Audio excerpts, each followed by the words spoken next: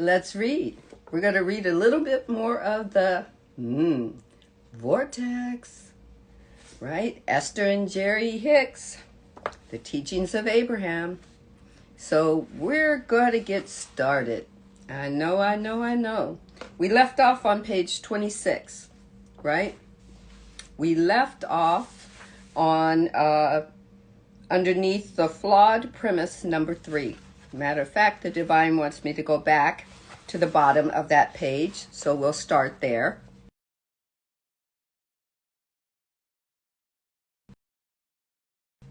I do apologize. Somehow the call got through, and we'll just I'll return their call. All right.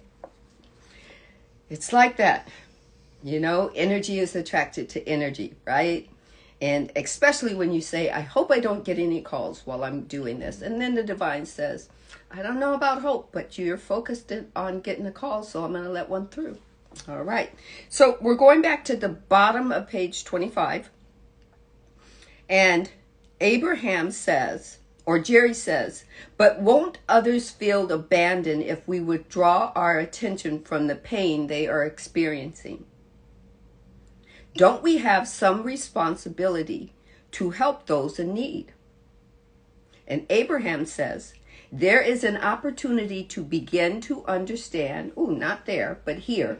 Here is an opportunity to begin to understand a basic flaw premise of your society. Flaw premise number 3. If I push hard enough against unwanted things, they will go away. Abraham says, you live in a universe that is based upon the law of attraction. That means that this is an inclusion-based universe, not an exclusion-based universe. In other words, in an inclusion-based, attraction-based universe, there simply, here we go, I'm reading it slowly, is no such thing as no. In duality, there is a full sentence that is called no with a period, because you get to say no to other people when you don't, after you've discerned something, don't want to do something because it's not going to be for your greater good. So you can tell other people no. But the universe, we're talking about the universe, right?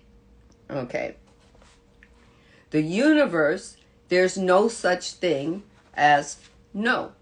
And they put that in parentheses. When you look at something wanted and you say yes to it, you are including it in your vibration.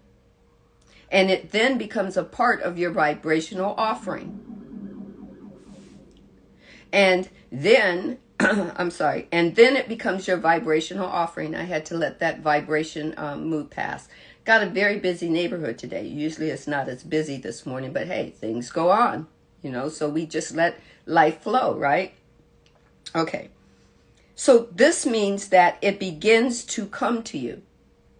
That what you focus on, the thought that you have, you focus on it enough, you vibrate enough, and then you have, you put it into verbalization, and you vibrate on that enough, and then that becomes, then you have some type of attraction to a doing, and you vibrate on that enough. The universe says, your wish is my command, and it gives it to you. Now, if you're in the same vibrational tone, you receive. That's called embodiment. That's being in the same vibrational room as your manifestation. Right? Okay. Then they say, but when you shout no at something, you are including it in your vibration. Also, it then becomes a part of your vibrational offering, which means it is a part of your point of attraction, which means it begins to come to you. So if you're focusing on, I don't want that, I don't want that, I don't want that, I don't want that, I don't want that, I don't want that, and that's a vibration, then the universe is going to give you that which you don't want. Or at least it's going to open up opportunities and circumstances to reveal itself. And when itself, I mean the thing that you do not want. Okay?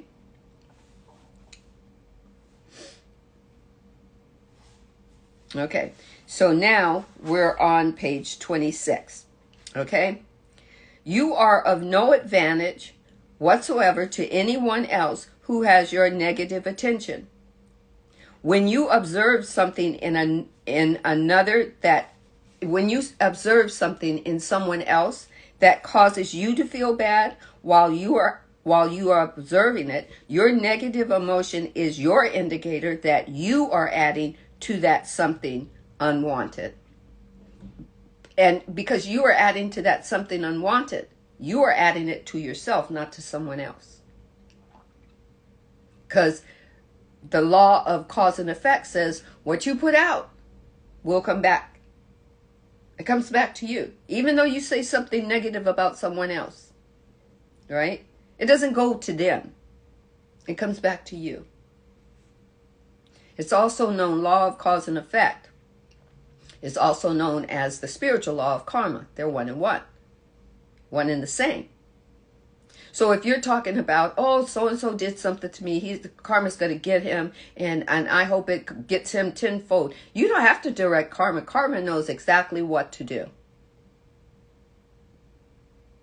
Because if you direct karma, well, how you direct karma, it's going to come back to you, not to the other person that you're directing it about.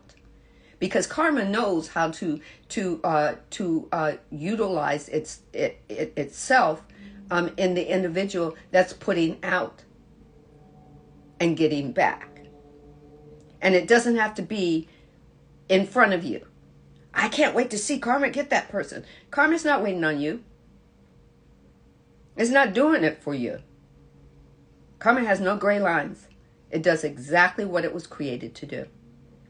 Okay? In the early stages of negative emotion, you merely feel discomfort. But if you continue to focus upon unwanted things will begin to appear in your own experience in increasingly prominent ways, right? If you are thinking negative thoughts based on trying to help somebody else who's thinking of negative thoughts, and you're trying to help them, and you take on that negativity thinking that you're helping them, and it starts to resonate and vibrate within you, guess what the universe is going to do? The universe is going to read that energy, and the universe is going to say, your wish is my command.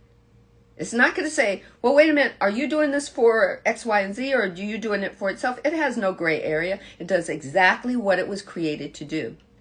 Get this. Human beings think that they can change the universal laws. The universal laws were put in place as tools for them to use. Either you use them or you do not. All right? You, the form and formless, were created to change and evolve and expand and create. These tools were put in place with perfect guidelines. The divine created them. Okay, so let's keep going. Let's see. In every conscious moment, your point of attraction is active. I like that. Which means that the law of attraction is responding to your active vibration, and you are in the state of becoming more. Your emotions are your indications of whether you are becoming more like the positive, uplifting being, capital BEING, welcome Yahshua,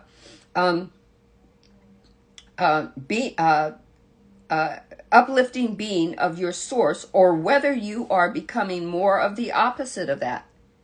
And see, get this, we say we've awakened, and we believe that everybody else is still unconscious, but they're unconscious only to the fact that their higher being is part of them. They haven't woken up to that fact. So they're unconscious to that, but they're conscious about all the other choices they're making. They just don't know what the end result is They don't know and understand that the higher being in them is a creator, right?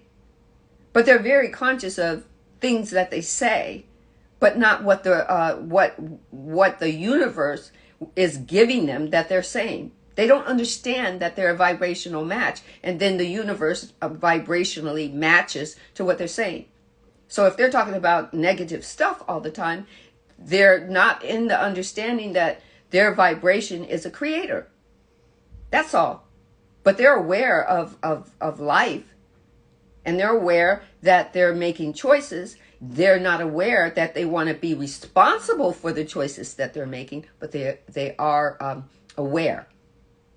This duality is very, very conscious, but it's not conscious like the divine. Right? Come on. Everybody's living some great life or not living some great life. They're conscious to how they feel about it. Oh, I don't like the fact that I have to walk, 5 miles to the spring to get or the down the river to get water and brave all the elements, right? They're aware they have feelings. They're aware they have emotions. They're aware of all that. They just are not aware that the higher being in them it came to be a creator with them. All right. So let's keep reading. Hi, I am Raven. I like the way you spelled your screen name. Okay, so let's keep reading. Your emotions are your indication of whether you are being more like the positive, uplifting being of your source, or whether you are becoming more of the opposite of that. You cannot stand still. If you are awake, you are in the process of expansion. Whenever you know what you do not want, you always know more clearly what you do. So in a poignant moment of awareness of another person's undesirable situation, you automatically launch your version of an improved situation forwarded into your vibrational field. So you might look at somebody and they might have made a choice. It didn't flow well, right? It presented more lack to that person. And that person complained to you about it, and you picked up on that energy, that negative energy. And you did a discernment instead of jumping in to the negativity along with them. And you found out, oh, okay, maybe I don't want to go that route. You started to embody the thought that let me choose something better. Now you from making a decisive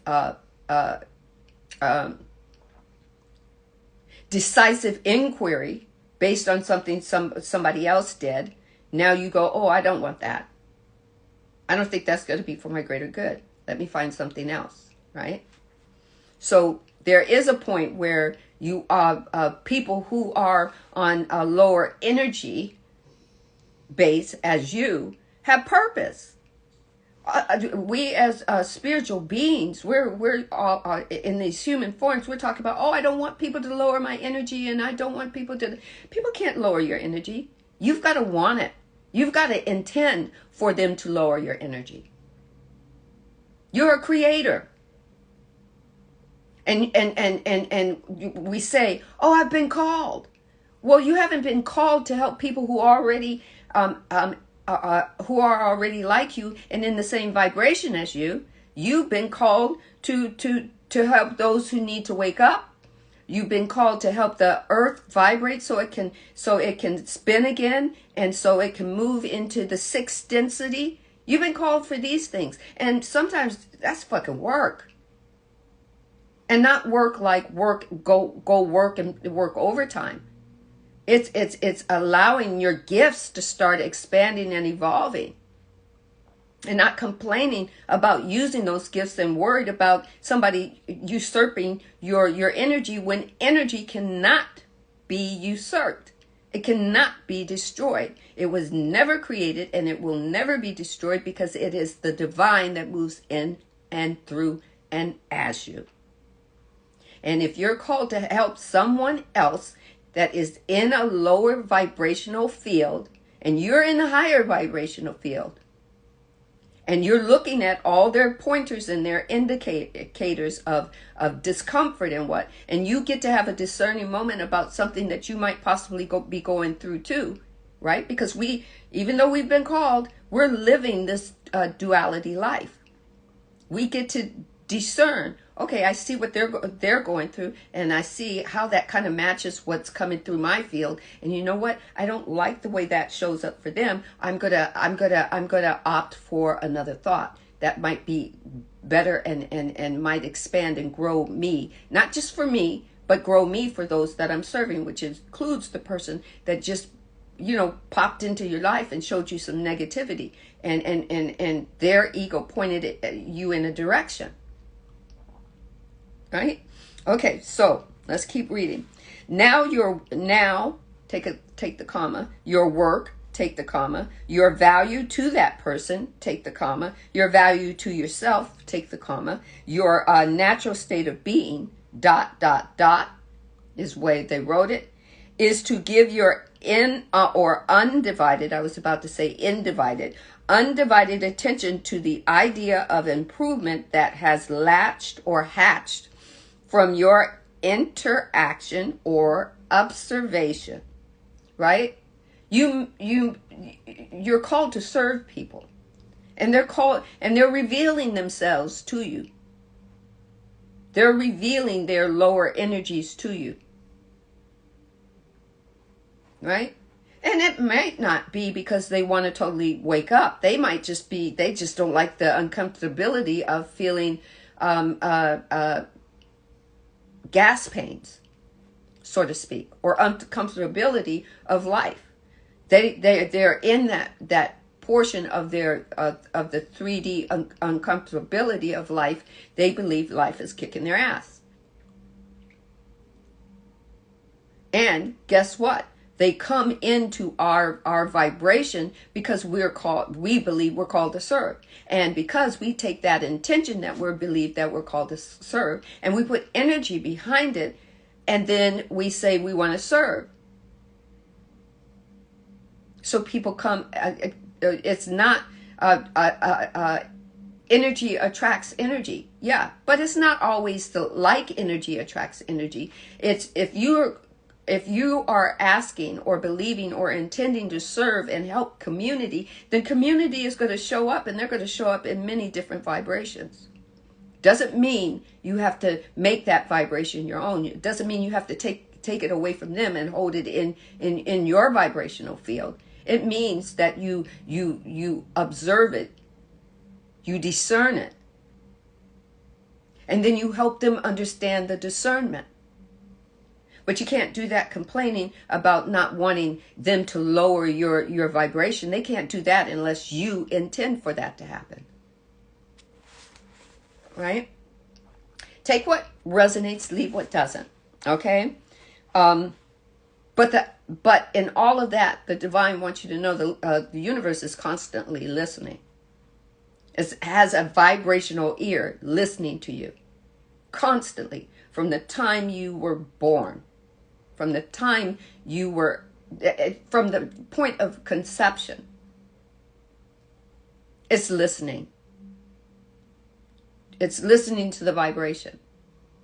And for those who come into my room, I'm not saying that means that you don't get to abort and stuff. I'm not going there, so don't take it there. Find another page to do that on. All right? It's about vibration. Okay? So, let's see. And as you learn to do that, not only will you be increasing value to others, but you will see how your relationships with others adds immeasurably to your own becoming. Okay, now we're on page 27. The subtitle is called Learning the Art of Allowing. And you know I talk a lot about allowing, a lot about surrendering. Okay. Jerry asked, You have spoken to us often of the art of allowing.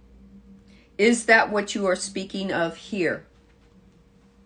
Abraham replies, yes, period.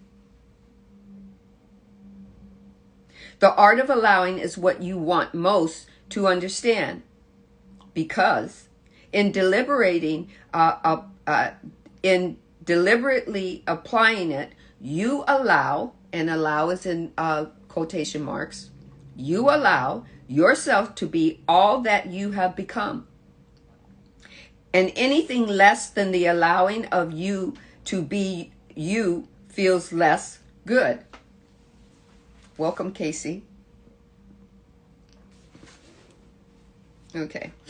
Whew. I like that. Hold on a second. My water. It's got some good herbs in it.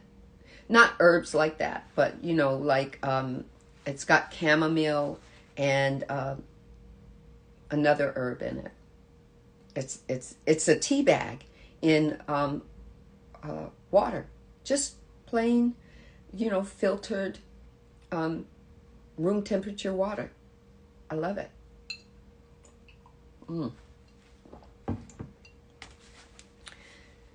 Okay. In other words, every contrasting experience causes I love this. I gotta be slow. Every contrasting experience you have causes an expansion of who you are, because the larger non-physical part of you always moves to that point of furthest expansion. Your higher being is always going to move to the furthest part of the expansion, because your higher being is so much more massive than your form body. Ooh, baby. Okay. Did you get that? All right. But if you continue to look back to the events or circumstances or reasons that caused the expansion, you then hold yourself in opposition to the very expansion. You disallow it. So basically, if you're going back into the past and trying to judge it, you're finding some way to be opposite of it, be contrary to it, right? Instead of, diving in and having an embodying moment in the now with it. That's called expansion. Okay. You disallow it, and then you feel bad. The art of allowing is simply your allowing yourself, by virtue of your deliberately chosen thoughts, to keep up with the expansion of yourself. Go with the flow. Go with the flow of your feelings and your emotions about the things that you choose. If you chose something and it didn't feel good, don't get stuck in it. Choose something else. If you don't know how to surrender it, just say, oh, I didn't like that. And okay, I'm going to try something else. Tomorrow's a new day, a new moment. I think I'll approach this in a different way. And then when that new thought comes along, because I guarantee you it will, then you get to, instead of judge it, like you're judging the past and what happened because of what you chose, or you get to discern it and say, will this thought be for my greater good? Will this thought actually enhance the situation and make the situation move for me? Will it make life move for me? Will it make life expand for me? Do you see what I mean? Put a heart in there if you're feeling it. If not, leave it. Okay, if you're not feeling it, leave it. That's what feelings are for, right? Okay, so and since the expansion is happening because the contrast of your space-time reality insists that it does, if you are to be happy, you have no other choice than to keep up. It's called flow state. You haven't. Abraham is saying you have no choice, but you have a choice. You can or you can't. You will or you won't. You should or you shouldn't. Those are the same coin and opposite of. And guess what? You have a free will, baby. You could do anything you want to do, but just own it. Really own it. Okay, so here we go.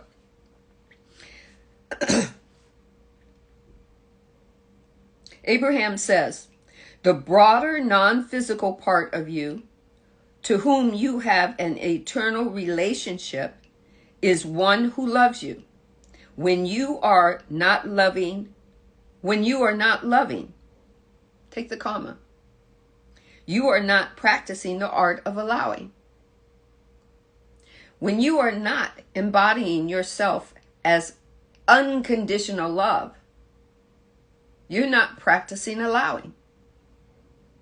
You're not practicing allowing the universe to hear you in sum total of your vibrational beingness.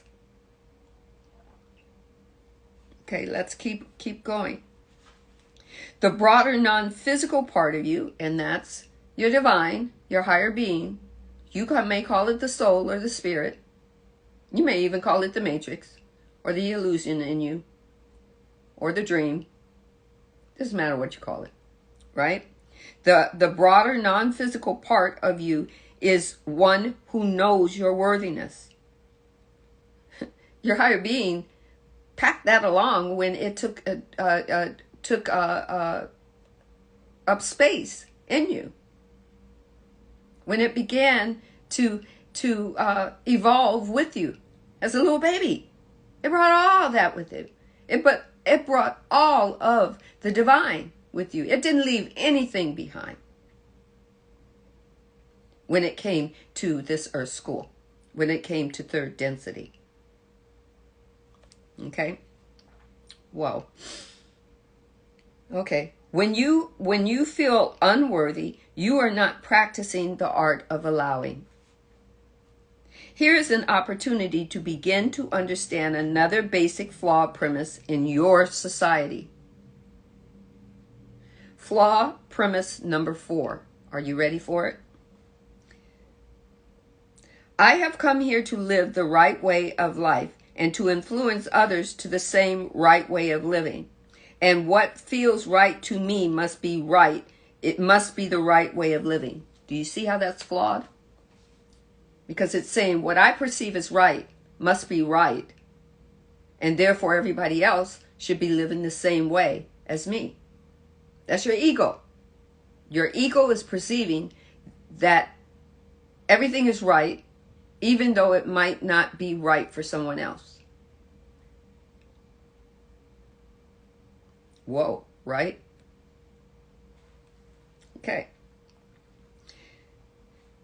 Abraham goes on to say, you did not come into this physical experience intending to take all the ideas that exist and whittle them down to a handful of good ideas that everyone agrees on.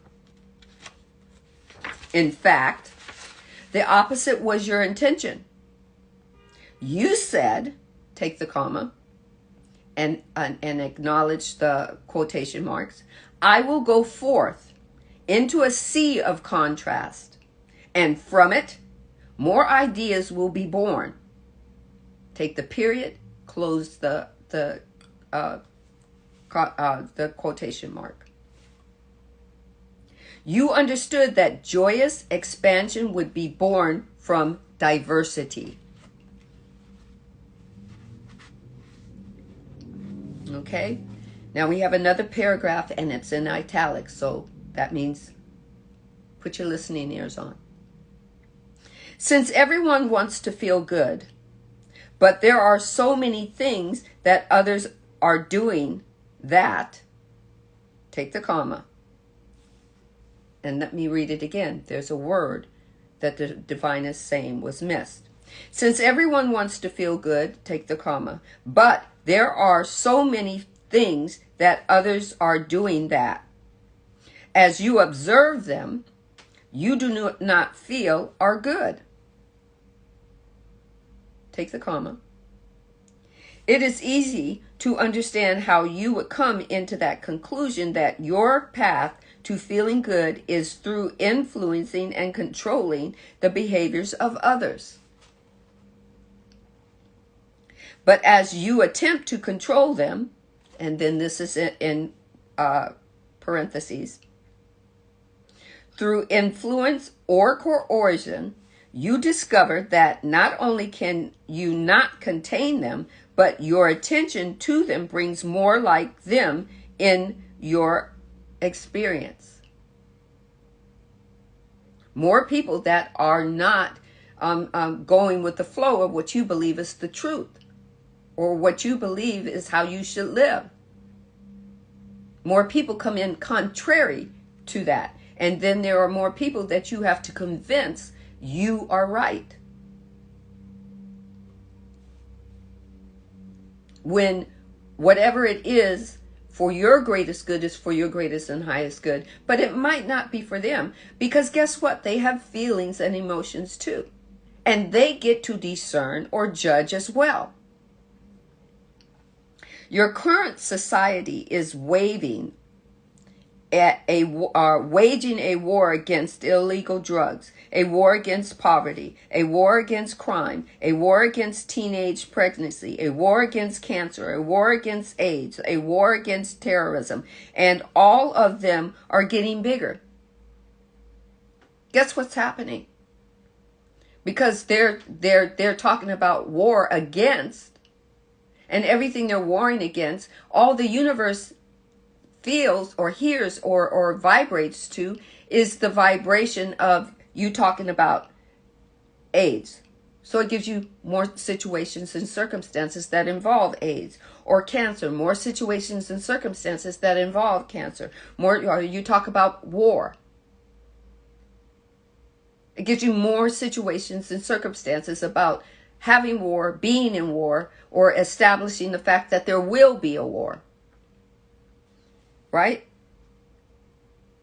Warring against. But you're vibrating that negative vibration against all these things. But it doesn't think about against, that you're doing it against it. It just knows that you're vibrating that vibration of illegitimate drugs. Whether you like them or don't like them, you're thinking about them all the time. They're going to show up. Okay, so then Abraham says, and who amongst you gets to decide which way of living is the right, and that's in parentheses, the right or wrong way? Anyway, that's an embodying question. It has a question mark. You get to embody it. You get to sit at the prayer, you're in your prayer room or in your meditation room, and you get to embody that question, and you get to go deep inside to your higher being, who can show you everything all at once and not at once, and you get to have emotions and feelings that you get to bring to the table you use, so that you can discern them, not just judge them. Right? Okay, so let's keep going. Abraham says, is the largest group the one that holds that knowledge? Or is the group with the greatest capacity to kill the other groups the other groups, the ones who are right? Do poor people have the answer? Do rich people hold the key? Which religion is the right religion? Which way of life is the right one? Is it right to have children? How many is the correct number? And if a woman has children, is it appropriate for her to think of other things? Can she have a career, or is she now obligated to think of nothing other than her children? How should a man treat his wife? How many wives should he have? These are embodying questions, yes. But here's the flawed premise.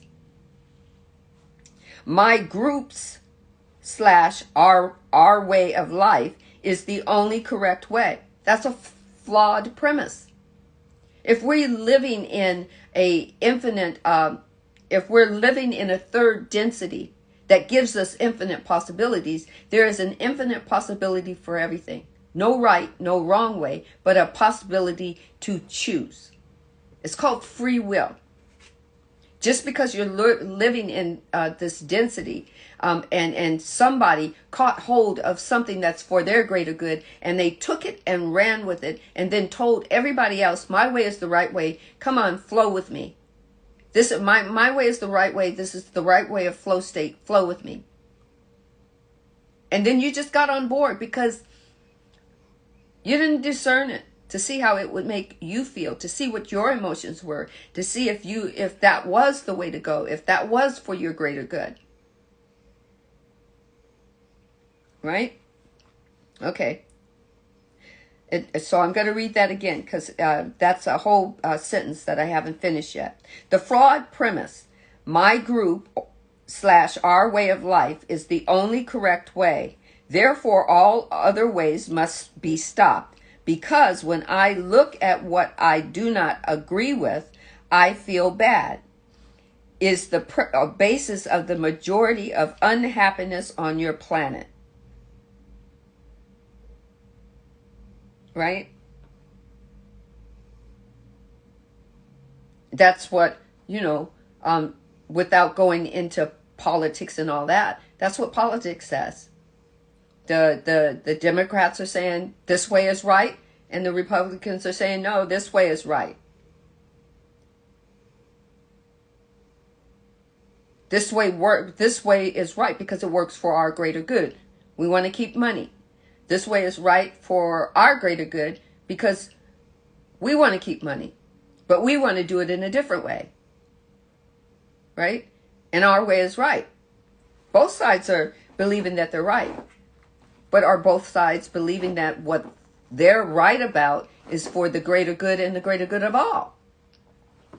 Okay? So then Abraham says, not only do those beings push against feeling the pain, but those doing the pushing feel it as well.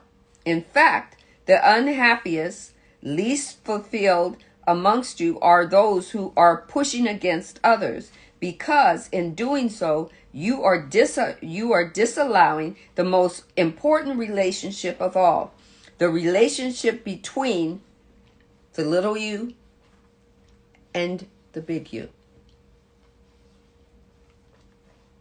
The you, form, and the big you, your higher being. That's totally jacked in to the divine. Tethered to the divine. That cord can go anywhere. All right? Let's keep whoa, I love this channel. While it was your intention for new desires to be born within, I love my dog. My dog, usually he sleeps down at the base of my bed on the floor, right? And then this is the second time I saw him be in here while I'm reading, and his head is in, I think it's in the most coolest place, but he's with his body is exposed, but his head is underneath my bed. I just had to stop and take a break for a pause for that. Okay. Let me repeat that. While it was your intention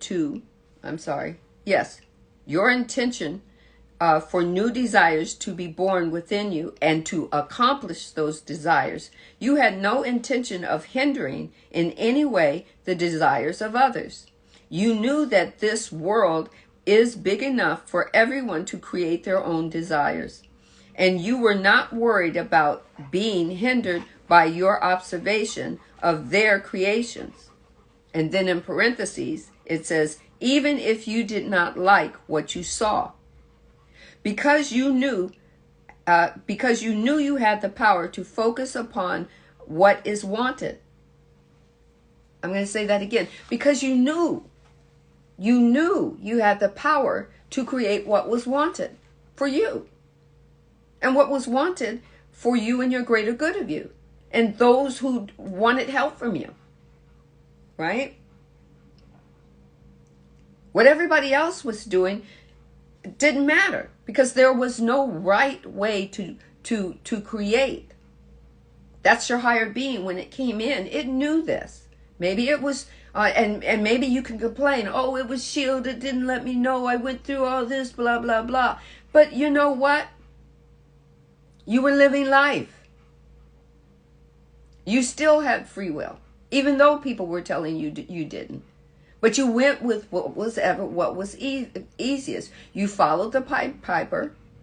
You got to a point that you felt something that was uncomfortable to you. It was an awakening discernment moment that woke you up to the fact that you had a divine being in you. And then now you're living a different way. You don't have to go back to the past and sit in it. But guess what? It's a free will choice. You certainly can. The divine says that's a choice. The divine doesn't say that's a choice and I wouldn't have made that. The divine doesn't do that. It's a choice. It's your free will choice. You can hold on to the past by judging it continuously and feeling bad within yourself and within everything around you. The woe is me. You can keep doing it, or you could let it go and discern it and say, okay, I discerned it. Oh, wow, I can have another thought about it. Oh, wow, what if I apply this? You can certainly do that too. Guess what? It's your choice. And guess what? The divine powers that be, called the universe, that's always in play with all its gifts and tools for you, is constantly vibrating along with you. It's constantly listening to your vibration, becoming your vibration. That's called manifestation. All right, let's keep reading. Okay, and it says, and so writing your world writing your world of your personal unwanted was not necessary. You intended to decide what you want, and by the power of your focus and the law of attraction, which is by the power of your intention and the energy. The energy is the universe, baby, the law of attraction. You've got all these tools that all have all this creative energy in it. You were given it. Use it. Have an intention that's for your greatest good and the greatest good of others. And put some energy behind it and be the divine creator that you were created to be. Or not. Right? Okay. You intended to decide what you want. And by the power of your focus and the law of attraction, attract to it. And to allow all others to do the same for themselves. You understood that diversity not only provides the basis of your strength and of your expansion, but of your very existence. Because if there is no expansion, existence cannot continue to be. Right? The next subcategory is called, do we have power to influence others rather than control them? I think I'm going to like this one. Jerry says, I'd like to talk more about the power of influence or the power of control. We have over one, or the power of control, comma, we have over one another in our relationships. How much power over others do we actually have? And that's an actual embodying question that he's asking. And how can we avoid being influenced away from something that we want by another who thinks that we should want something different? That's a run-on sentence, but it's a question. Abraham responds, it is good that you see that there is a distinction between control and influence. And we would like to take your understanding further still. When someone seeks control over another person or over a situation, they never achieve it. Because in the attitude of control, there is a such, I'm going to take a moment.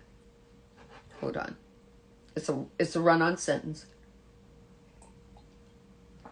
My ego wants to blend it all together. I am aware that the divine is translating and assisting. Abraham says, "It is good that you see that there is a distinction between control and influence." We're going to take the comma. And we would like to take your understanding further still. And it has a semicolon or a colon. It begins with a sentence that says, when someone seeks control over another person, take the comma, or over a situation, take the comma, they never achieve it, take the comma. Because in the attitude of control, there is such a big component of knowing what you do not want, that your vibration and point of attraction are working in opposition of your actual desire. Even though you may join forces with others to push against the unwanted, and even when it appears that your forces have overwhelmed the opposing forces, you never actually really gain control. But instead, you enhance or add to your attraction of more unwanted. The faces and places may change, but more unwanted keeps coming. Yep. And you find no substantial control. It just keeps upping up. You just kind of, oh man, I opened Pandora's box and man, shit just keeps happening. And I got bad karma. I must have bad karma because shit just keeps happening. Right? Oh, I've heard myself say that a couple of times. I had to go into meditation for that one because it was like, oh, this shit's got to stop, right? Okay, and I go, what must I know? What must I seek? What must I say? What must I do? How quiet must I get for me, right?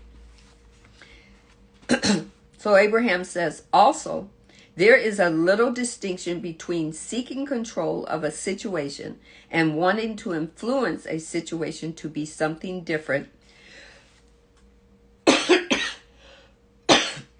to being something different than it is, other than the extent. Okay, this is a run-on sentence. I'm going to take it even slower.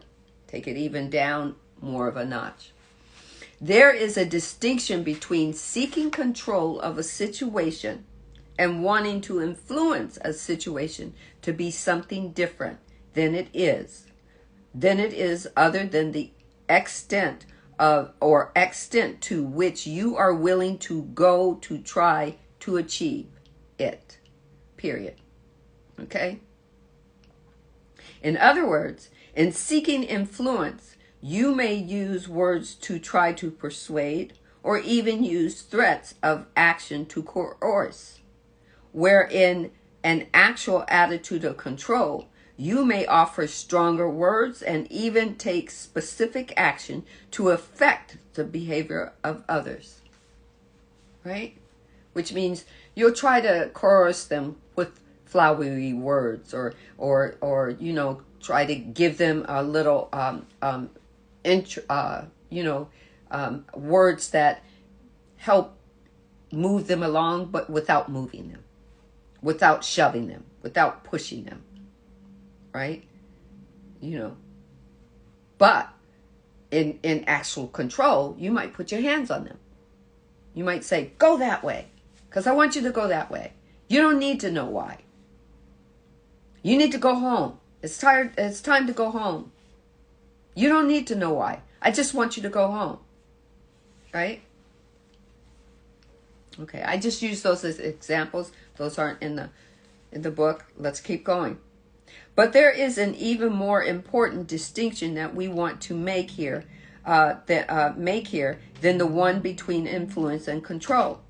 And that is the distinction between trying to get to where you want to be from your awareness of what you do not want, as compared to getting to where you want to be from your awareness of what you do want. Did you get that? Sometimes you can't get to where you want to be from where you do not want. If you keep saying, I don't want this, I don't want this, I don't want this, the universe is just going to give you more of this. Because your vibration is intent on what you don't want. You're giving that vibration of what you don't want, and then you're putting the word out there, I don't want more conflict. I don't want more conflict, right? And your vibration is very high. So the universe taps into that high vibration and gives you more conflict. It's as basic as that, right? Okay, it says your wish is my command. And it doesn't say I'm judging you for it. It just doesn't. It's a universal law that's programmed to manifest for you. It's not programmed to tell you what the best case scenario is. To program to manifest, that's your job. Okay, let's keep going. So let's see. In other words, in the seeking of influence, you may use words to try to persuade, or even use threats of action to coerce, C-O-E-R-C-E. Where in actual attitude of control, you may offer stronger words and even take a specific action to affect the behavior of another person. Right? Okay, we'll just go with the example of you want a person in an abusive home, and the abuser can either use two things to make you think that they're doing it for your greater good, and they'll use certain words. They're strong words, but there's certain words to make you think that what you're doing for them is for your greater good and for theirs. They're strong words, though. They're not kind words, but they're not kind words, but they're strong and persuasive. And personally, maybe that person doesn't ever have to put their hands on you, but it's kind of like a mind fuck, right? And then there are other people that take it to the different extreme because they want to control you. So they might actually hit you or push you. And after they hit you or push you, they tell you, if you had just listened to me. Or they tell you, I'm doing this because I love you. Do you see the difference? Now, if I've triggered anybody, it's not my thing to trigger you. And if you got triggered, then that means that you have to go do some shadow work on yourself. Doesn't mean you have to go to somebody to do shadow work for you, but you have to find you that's pointing you to a trigger. That's pointing you to some work that you have to do, still have to do. And there's no wrong or right to it. All right? Okay, so next. Let's see. Okay, so where did I stop?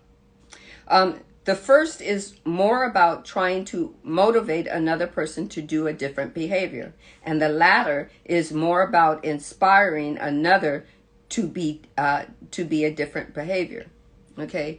They say inspiring, but controlling isn't inspiring, right? So take that word the way your soul is going to resonate it for you. All right? So let's listen to this next part. Abraham says, in your effort at motivation, because you are focused upon what you do not want, you do not have the benefit or help of your true power.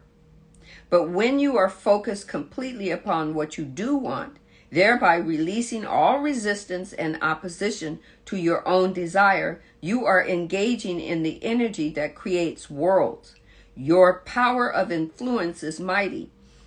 In your connection to and allowance of your true power, your influence to bringing others into your own power is great. Right? Because you're allowing everyone to be. Everyone to have a free will and be the creator. Because you and everybody else on this planet right now, in this very now moment, are the creator.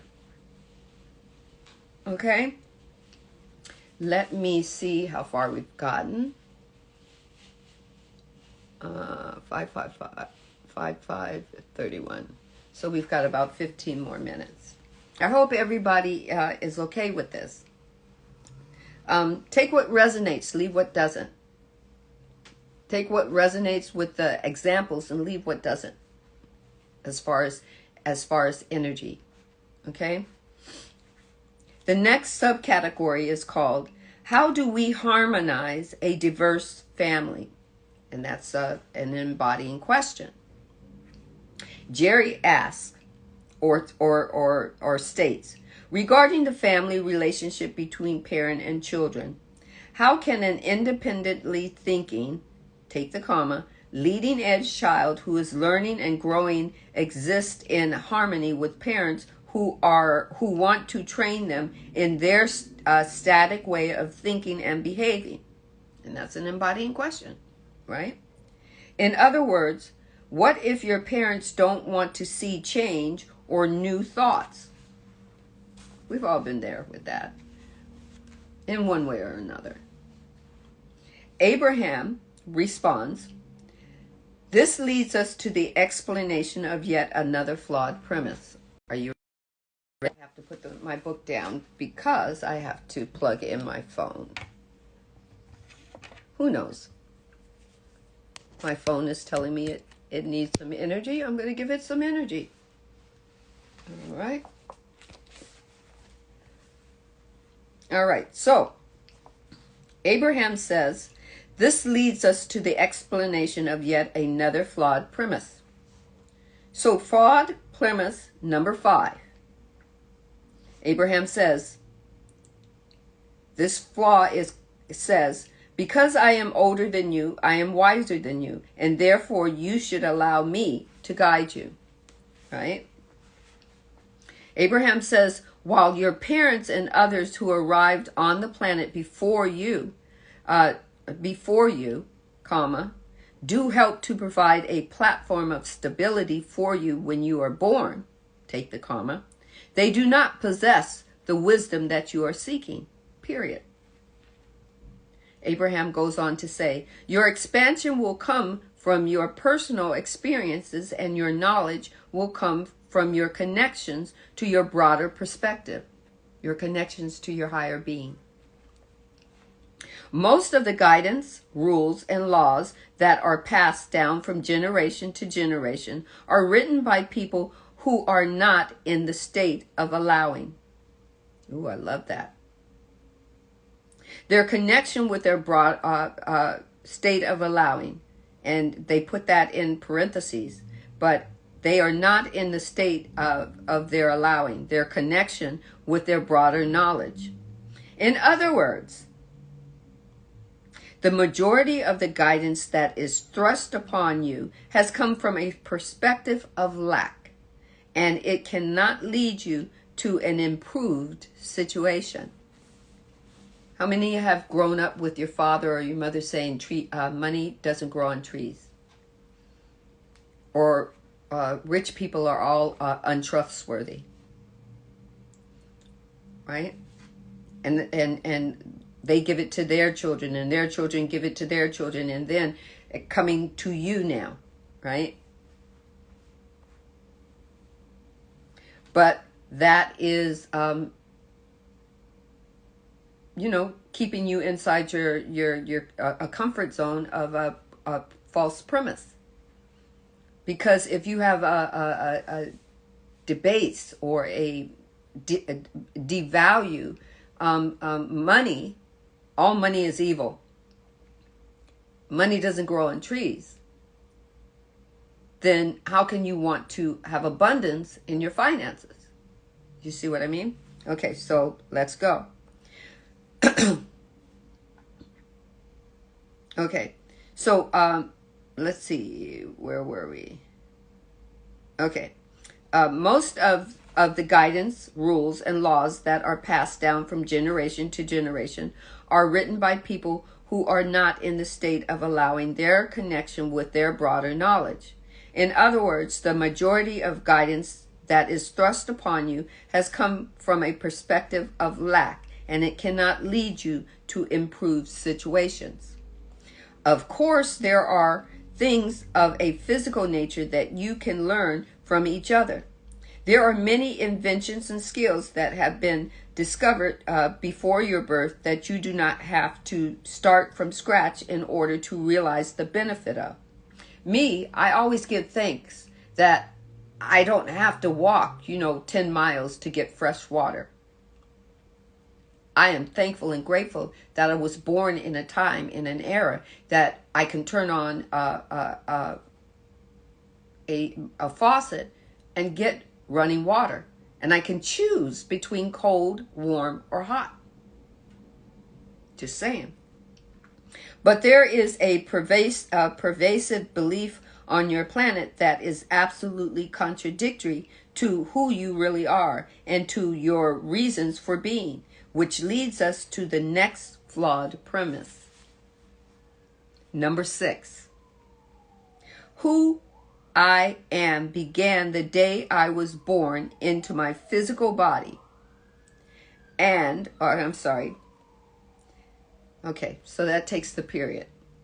As an unworthy, here we go. We're going to take this even slower. I'm going to take a sip. Because this was one of my awakening moments. This was an embodying question since I was about, 7, 8, 9, 10. Okay, here we go. Who I am began the day I was born into my physical body. As an unworthy being, I was born into a life of struggle in order to try to achieve greater worthiness. And I said, whoa, why doesn't that feel right to me? Always asking that question, from growing up in a Baptist church to about 30 years. Then I became a born-again Christian, and it still didn't feel right to me, being told I was a sinner. I was born a sinner. And I have to work and strive really hard and then wait to get judged after I die or after I transition. Just didn't feel right to me. Didn't feel right when I was 10 or 12 or 7. Didn't feel right to me when I was 30. Right? It didn't vibrate with me. Okay, but that's a flawed premise because we are the divine. The divine is moving in, through, and as us for the purpose of feeling form because it's formless. But guess what? The divine says you can believe it or not. You can make a choice or not. It's not going to get judged. It's not going to get judged in your now, and it's not going to get judged when you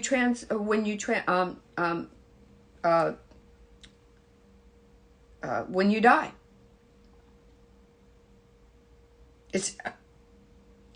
But you get to choose. It's a choice, and the choice gives you a moment of living, till you make another choice, and another, and another, and another, and you get to stay with the false premise if you want. But the thing is, you can stay with that false premise, but don't try to force someone else to believe what you believe.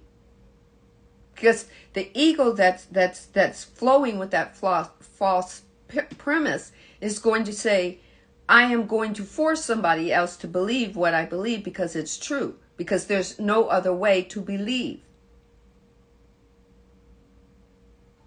I am going to take away somebody else's right to have a free will because my will is correct. All right? So let's keep reading. You did not begin on the day you were born into your physical body. You are eternal consciousness with an eternal history of becoming and of worthiness. And while a part of that worthy, non-physical, eternal God force creative consciousness expresses itself into the being of you, being, oh, I love this, being you, being you, know as you, the larger part of you remained and remains non-physically focused in pure, ooh, I like that, pure positive energy, absolutely worthy. Absolutely. And in the word, it says absolute worthiness. But the divine just said, you're absolutely worthy. You were born that way. It's not a gift that can be taken back or rescinded. You were born that way. Now, do you want to see it that way or not? That's your choice. Free will choice. If you want to, hold that story that you were born unworthy because of a story about taking upon the knowledge of good and evil, the divine is going to say, that's a choice too. Let's go with it. Go with that flow. But you don't get to decide it for everybody else and then push them and force them in it. And take away their choice by being forceful or by being deceitful. Deceitful to your choice. Your ego is not giving you the full information or allowing you to see the full information. Right? Okay. So let's read to the bottom of this page. Okay. Then it says, you eagerly came into this physical time-space reality because it is the leading edge of creation and you are a creator. You adore the idea of focusing on this world of contrast because you understood the value the contrast would have in helping you, a creator, focus and create. Just as a painter sets up his easel and all his paint gear, right? And starts with that creative idea. And just as when that creative idea isn't flowing or is flowing, but his hand isn't getting the right edges or whatnot, he can ball up the piece of paper, throw it in the trash bin, and start over again. Because that's his free or her free will. Okay. You understood that your own life would draw from your continual new ideas and that by the power of your focus, those ideas would become reality as it is known in the physical world. And you knew the joy of choosing, focusing, and allowing the creative manifestation. You knew that in every moment you would be able to feel the degree of vibrational alignment. Source wanted me to stop there. Vibrational alignment. To what? You are achieving between your current thoughts and the understanding that the source within you has on the same subject at the same time. Source isn't making choice for you, but it sure is vibrating along with you. And you understood that those feelings of positive and negative emotion would be the sole source of your guidance to help you create and discover and expand along your eternal path of becoming. So, let's see. All right. We're going to finish. We are almost finishing this section here, and then we will close the reading room.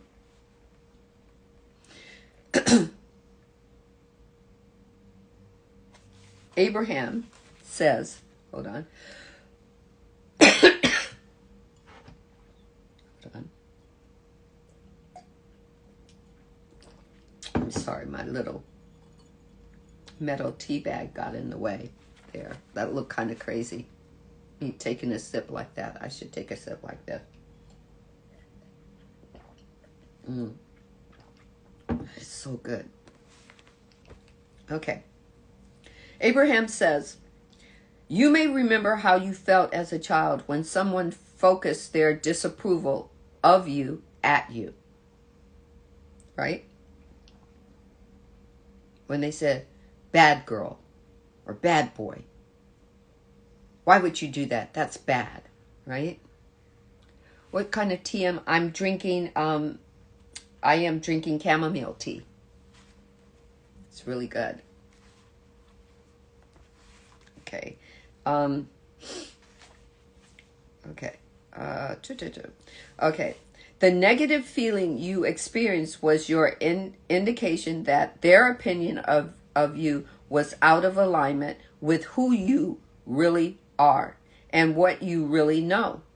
In that moment, you felt the beginning of the tugging of that other person pulling you away from your broader perspective of who you are with your distorted view, with their distorted view of you, right? And that even means parents or your siblings or your sister, your sisters or brothers or your best friends or your colleagues or your schoolmates or your teachers or your pastor or your political affiliation or going to pay your gas bill, right? Okay. Other people's distorted view of you and the fact that they speak it out loud can make you feel out of alignment, right? Okay. So Abraham also says, in that moment, you felt the beginning of the tugging of that other person's pulling you away from your broader spectrum of who you are with their distorted view of you. Your guidance, the negative feeling, was letting you know that the focus that they had caused you to achieve was out of alignment with the focus of your source. While it never feels good to you to view yourself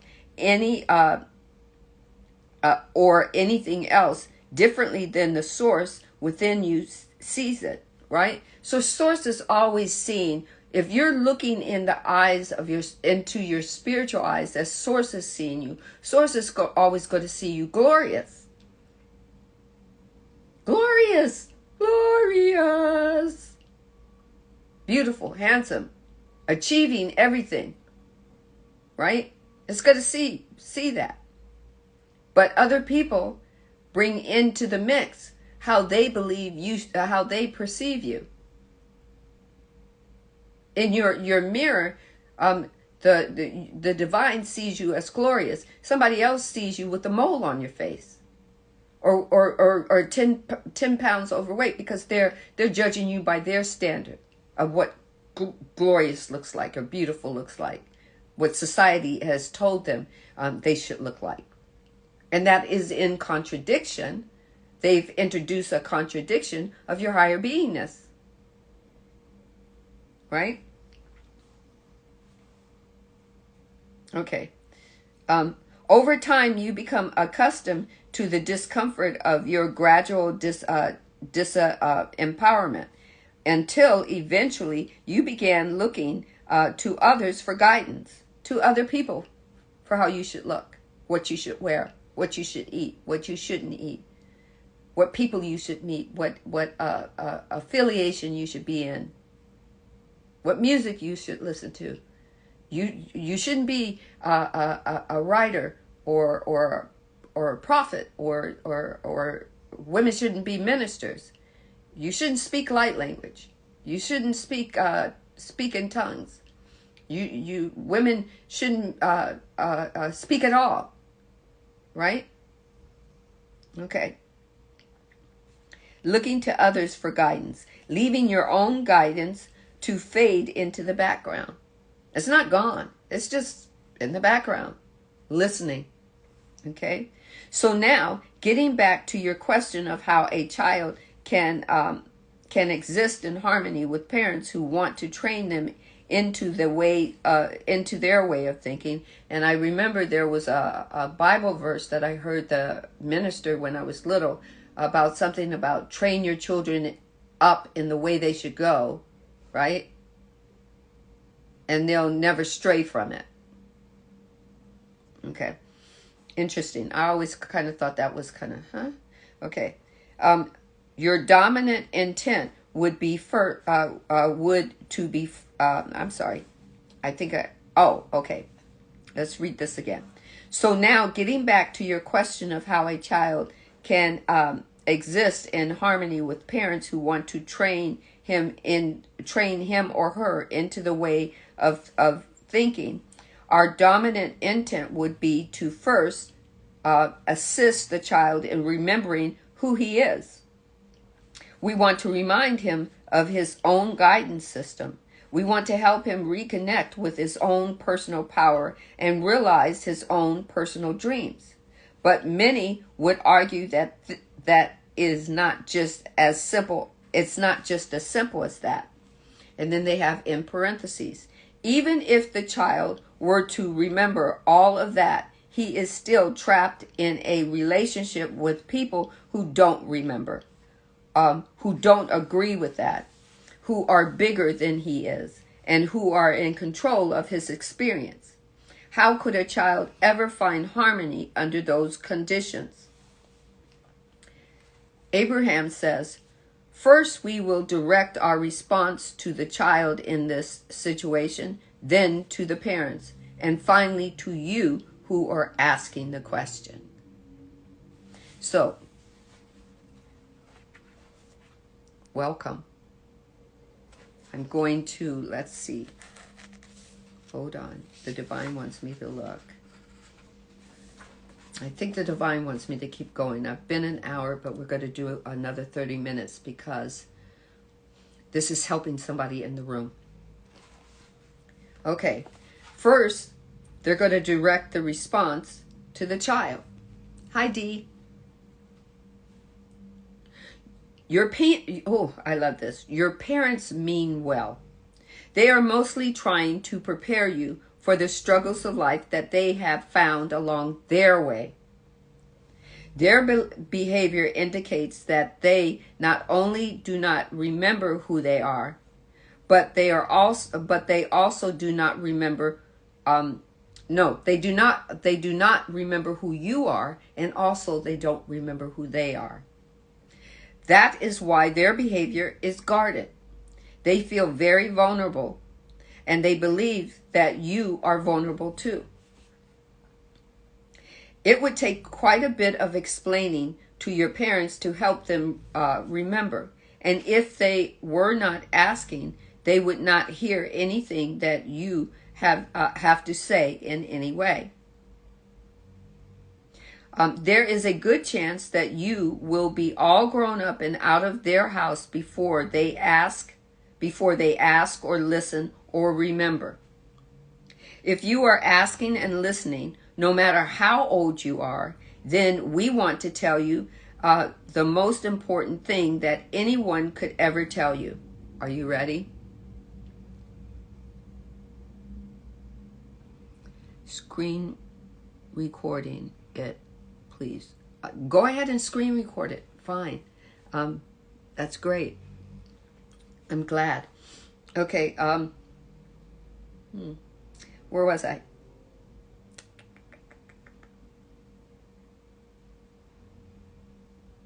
Oh, okay. So I'm going to start again.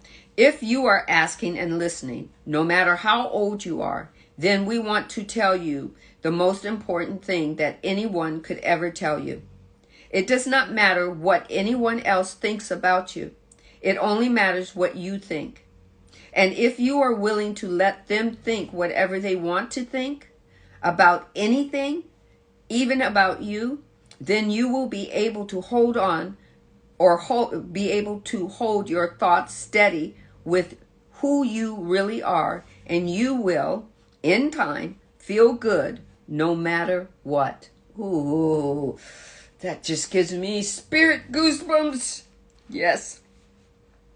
As you hear this and remember that it is true that you are a powerful creator who wanted to experience contrast in order to help you decide the things that you want now, it will help you feel more patient about others not remembering. The divine wants me to read that again to someone or to all. Take what resonates, leave what doesn't. As you hear this and remember that it is true that you are a powerful creator who wanted to experience contrast in order to help you decide the things that you want, it will help you to feel more patient with others who are not remembering. When you remember that everything is responding to you and the way you feel, and you then gain control of how you're feeling, you will find tremendous cooperation from many different places helping you gain control of your own experience. You will take into you your tools that the divine has given you, called the universal tools, the universal laws. You'll take it into yourself. You'll open it up and you'll begin using it because you have patience for others. They don't have to be like you. They don't have to wake up when you wake up. They don't have to be a starseed like you. They don't have to wake up and open a gift of light language or of being a minister or a pastor. You're just patient with them that they when they do wake up, they recall who they were and who they are, and that they are a creator just as you, and they're creating their story. You'll be patient. Because guess what? When you came into this world as the unique individual you are, you were born with patience. You get to call it forth and say, play with me, please. Okay, so let's keep reading. As you hear this and remember that it is true that you are, I'm reading that again. I don't know why the divine wanted me to start this. When you remember that everything is responding to you and the way you feel, and then gain control of how you are feeling, you will find tremendous cooperation from many different places, helping you gain control of your own experiences. When you are alone and thinking about some of the trouble you have been in with your parents, you are inviting more incidences of being in trouble, right? Hello, righteous son. Welcome. So if you're looking at your past instead of judging it, if you pull that past reel off, that book that you've closed, and you're looking at everything, and instead of discerning it and going, okay, what do I want to do now? Okay, I did this, this, and this. Okay, I tried this, this, and this. Okay, maybe I can try this. But if you're sitting there in judgment, the universe is going to say, okay, you want more of that. Because you're vibrating towards it. Right? Okay. So it says, but if you are alone, you are thinking more about pleasing things. You are not inviting more trouble. You have much more control over the way others treat you than you sometimes realize. The less you think about trouble, the less of it you get. The less you think about your parents trying to control you, the less they try to control you. The more you think about things that please you, the better you will feel. The better you feel, the better things will go for you. Sounds beautiful, right? Okay. Abraham also says, it feels to you as if your parents are in charge of the way they treat you, but that's not true. You are in charge of the way your parents treat you. And as you hear this and practice this, their change in behavior will be your evidence. And the best part is that you will be showing them, even if you don't realize it, how to enjoy harmony by inspiring it rather than demanding it. Right? You just open up and become aware that you're the creator of you. Now, it might not happen when you're a child, and you might go through some things, and then people tell you you're going through your you have all this hardship, right? And you're going through all of this, and now you have to work through it, and you have to go through it. It's brought all this trauma. My parents were awful and stuff, right? But they were doing, or they were based in a process that they didn't come to realize. They didn't come to realize, to know that they were the creator, and they came here and chose what they wanted to be. And then they moved it forward, and they just figured, oh, in whatever cases it worked for me, it'll work for my kid. So let me train him up in the way I went, and he'll get it. Even though some things weren't for your greatest good, and they didn't feel good to you, and then they became, as we talk about it, traumatic, right? But look, if you stay in that trauma, right? You could call it trauma bond. You could call it whatever you want. If you stay in that trauma, if you stay in that, I'm a victim. If you stay there, then you just get more energy of what it is to be a victim, right? Let's see what setting boundaries and leading by example by living your life in the highest vibration possible. Yes. And make sure that you're setting those boundaries with the right purpose in mind. Because if you set those boundaries and you don't deal with the unique person that you are as you're growing and expanding in awareness of you, you grow and expand in the awareness of you, then you know where to set the boundaries so that you don't get stuck inside those boundaries, so that the ego doesn't run with the boundary, right?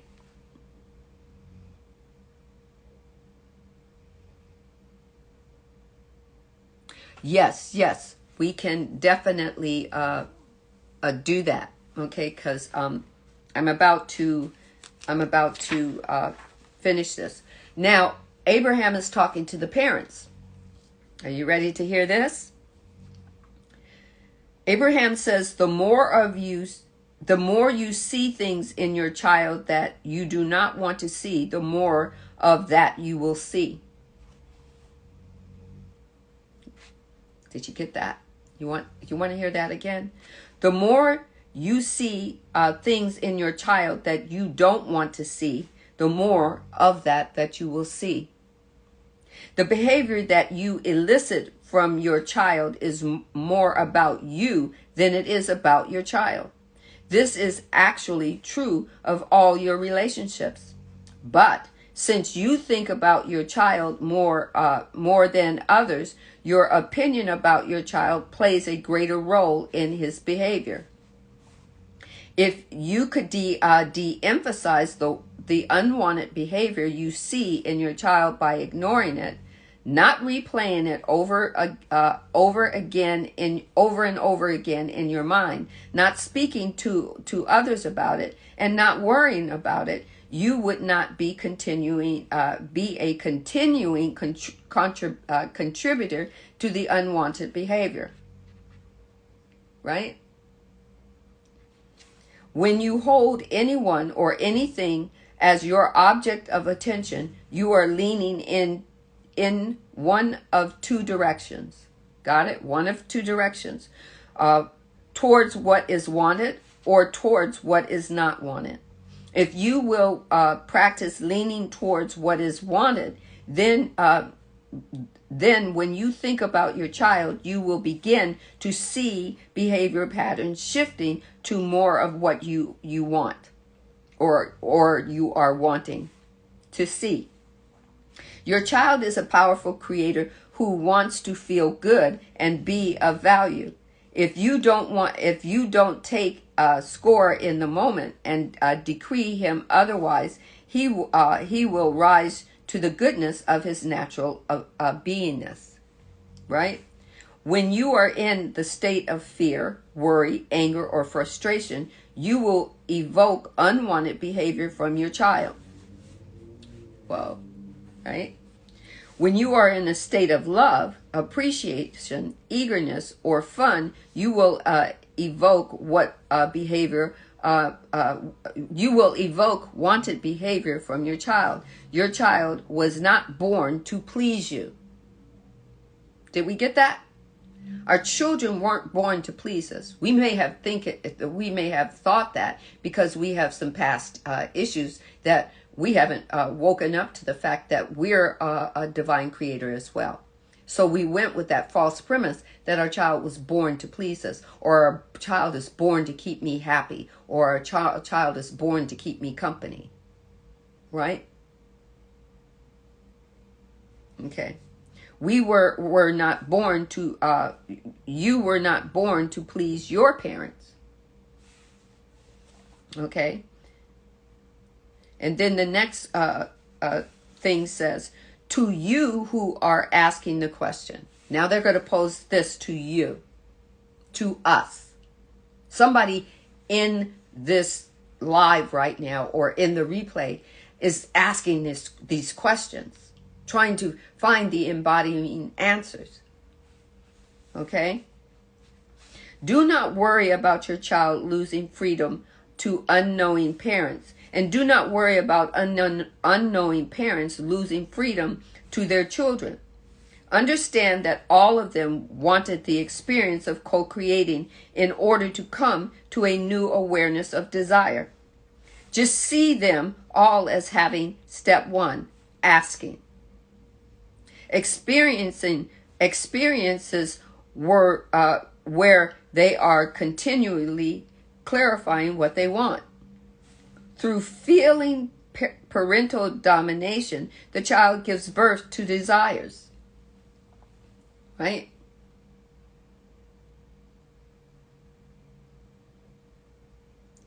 Does that energy continue to transfer if the parent has not healed?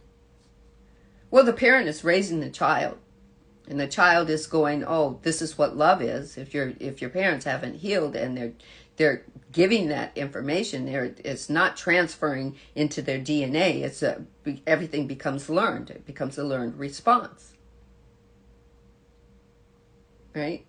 So, but here's the question to you: as a magnificent creator, do you spend most of your time complaining that your parents weren't healed and you've had a bad childhood, or do you take that energy of that knowledge and wisdom, and do you transform it, alchemize it, and then choose to live?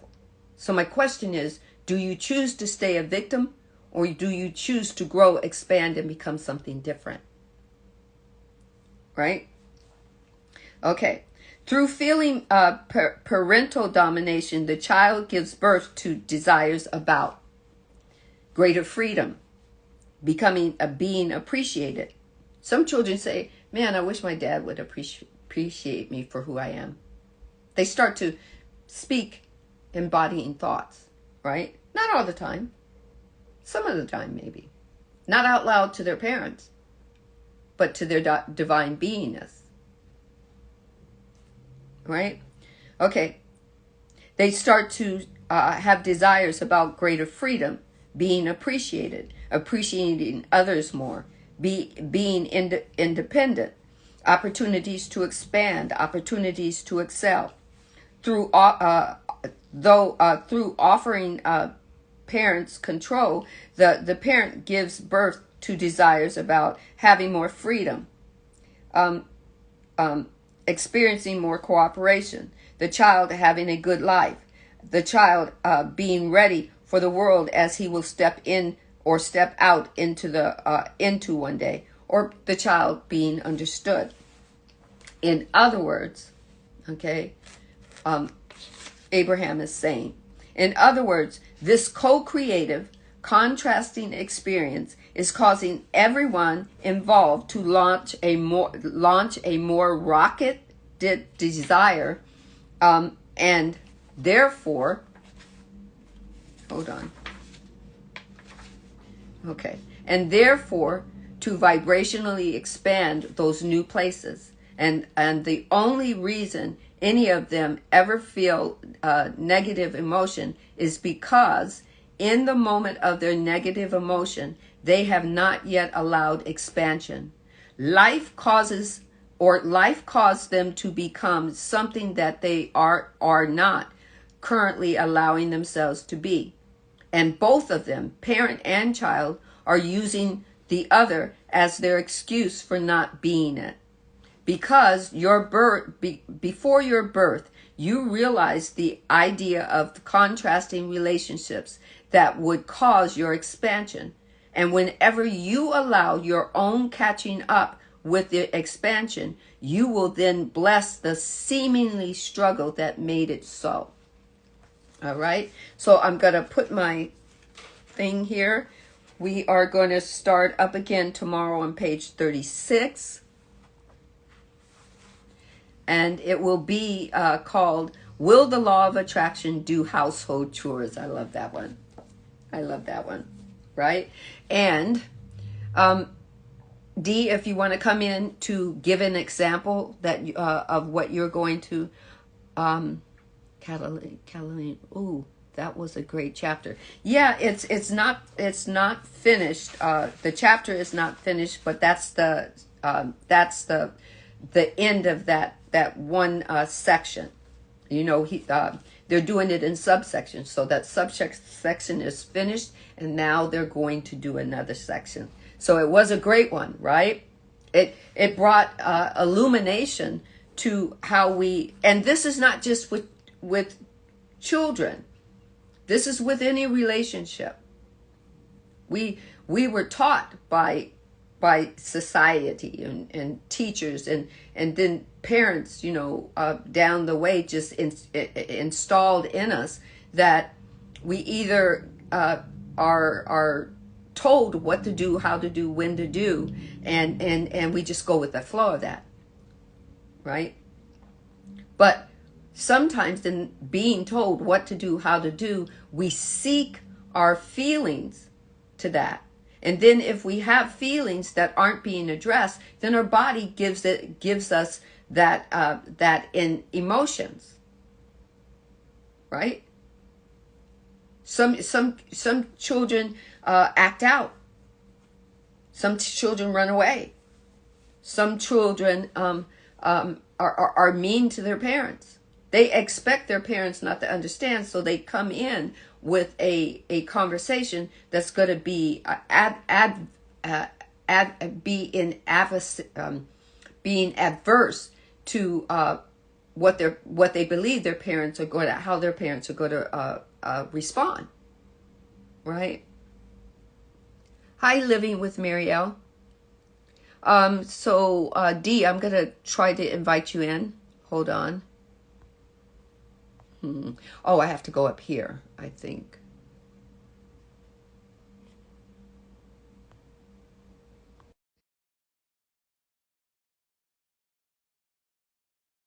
We came here as spiritual beings knowing that this third density was going to give us a lot of options. You know? Okay, Hi. that's